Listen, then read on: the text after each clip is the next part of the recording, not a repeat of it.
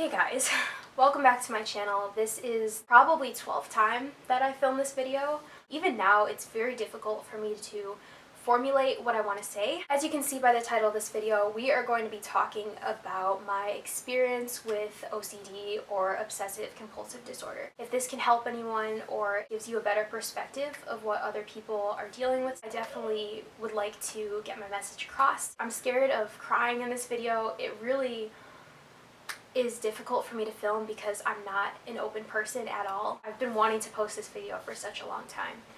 The type of OCD that I struggle with is more so the obsessive part than the compulsive part, which means it's not so much that I am obsessed with performing a certain action, it's more so that I struggle with intrusive thoughts. And for those of you guys that don't know what that is, intrusive thoughts are thoughts that you cannot get out of your head. It's like a loop.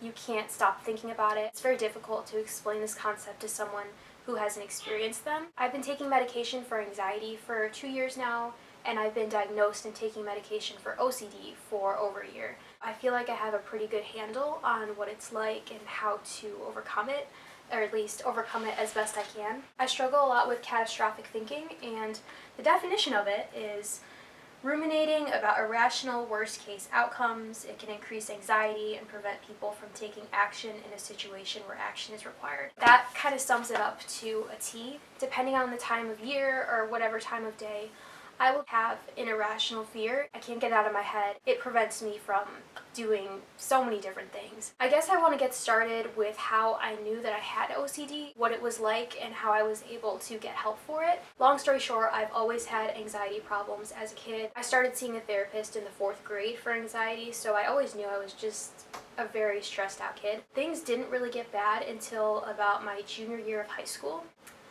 I've always had issues where I sometimes can't sleep because I'm thinking about an exam or whatever is coming up the next day, and it gets to the point where I keep myself up at night. But junior year, for some reason, I started getting an irrational fear of having a heart attack, and I know it sounds ridiculous. I don't really know what happened, but I had this crazy fear that I was gonna get a heart attack. I had to constantly check my pulse every 3 seconds. I would do this in class, I would do this at home, I wouldn't be able to sleep at night because I was checking my pulse. And that's just like one of the examples of something that I've had. Obviously when I say it, it doesn't sound bad, but I'm getting emotional while filming this part. It consumes you to the point where you literally can't talk to people because you are so consumed in your fear of something else.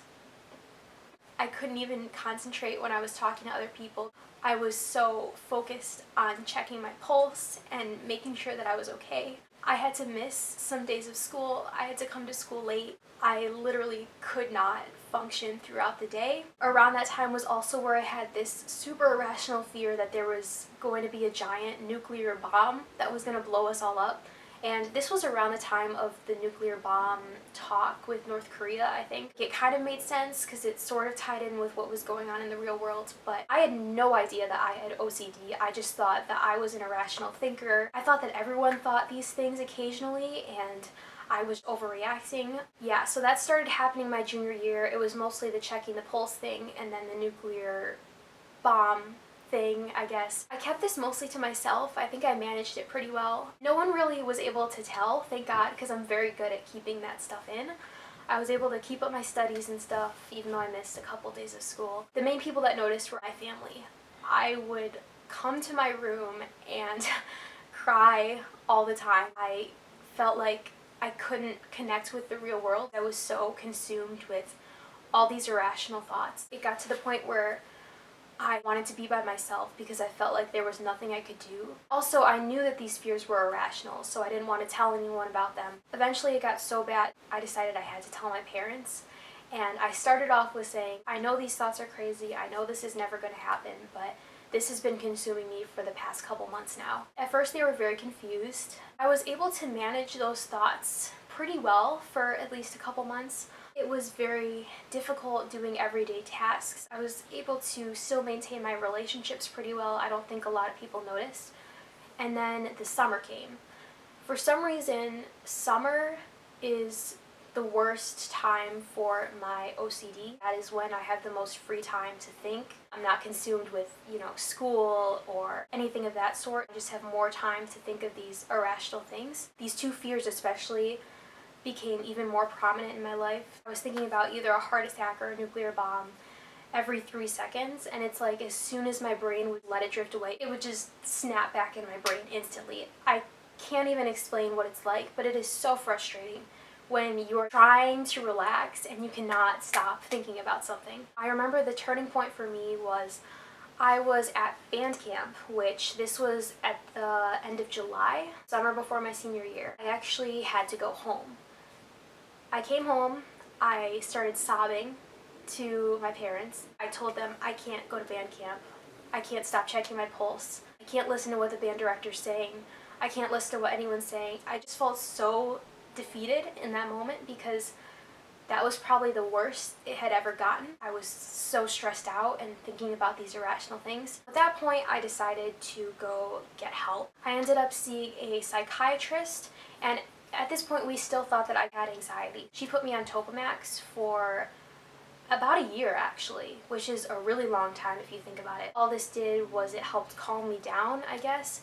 It didn't really help the intrusive thoughts that much. I went to an actual therapist where I talked about what was going on in my life and helped de-stress, and that helped a little bit. I was able to sleep a little bit better, but that did not stop the thoughts that were in my head. Flash forward a whole year later, I ended up seeing a different psychiatrist because I still felt like I wasn't getting prescribed the right medication. We did a 2-hour-long interview. She asked me all these different questions about what I'm thinking, all this stuff. I told her I've always been a perfectionist. I've always been extremely stressed out. I told her all of the thoughts that I was having. That is when I officially got diagnosed with obsessive compulsive disorder. When she told me this, I actually almost... I'm a very emotional person, I'm warning you guys, but I almost started crying tears of joy just because it explained so much. I thought that I was going crazy. I thought that there was honestly no cure for what I was experiencing. When she told me it's okay that you're thinking these things, you have a serotonin imbalance in your brain that causes you to think these things, it made me feel a little bit less crazy because I thought that I was doing this all to myself. I mean, technically I am, but I really felt like it was my own fault and wasn't strong enough to think about other things, if that makes any sense. It made me feel so much better. And that's when she prescribed me and put me on an antidepressant called Prozac, I'm pretty sure. I've been taking that for a little bit over a year now. It has helped my mental health issues tremendously. It is geared specifically towards people that have obsessive compulsive disorder. If people have depression, it can also be used for that. But it definitely is a much better medication for the issues that I have in my brain. That is basically my entire OCD story, and now I just wanted to talk about what it's like now, how I overcome it, and stuff like that. It is much better now. If you paid attention to any of my YouTube videos, I did a whole social media cleanse around that time, and it's mostly due to that. I still obviously suffer from it. I don't like to talk about what I'm struggling with now, but I have a really bad fear of red lights, which I've talked about before. I know it's irrational. I've gotten a ticket once, and it's been a fear of mine ever since. Every time I see a stoplight, I have to turn right or turn left instead of go straight because I'm too scared of getting a ticket. My heart totally freaks out pretty much every time I go near a stoplight. Even if it's green, I no longer check my pulse. That's a step in the right direction. It really depends on my situation. If I'm not getting a lot of sleep or I'm really stressed out, I'm more prone to having it come back a little bit stronger, but it's definitely been so much easier than it has in the past.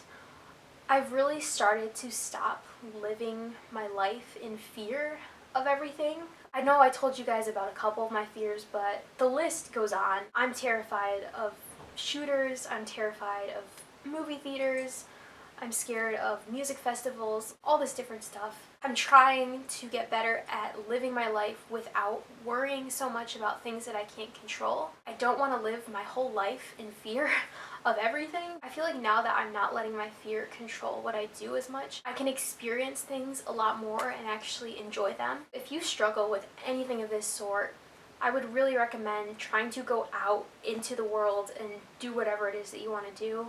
I know what I personally wanted to do at the time was stay in my room, isolate myself from everyone and everything, but I've realized it's gotten so much better once I've talked to people and done fun things. It has made a world of a difference for me. I definitely recommend that if any of you guys are struggling with irrational fears or anything of that sort.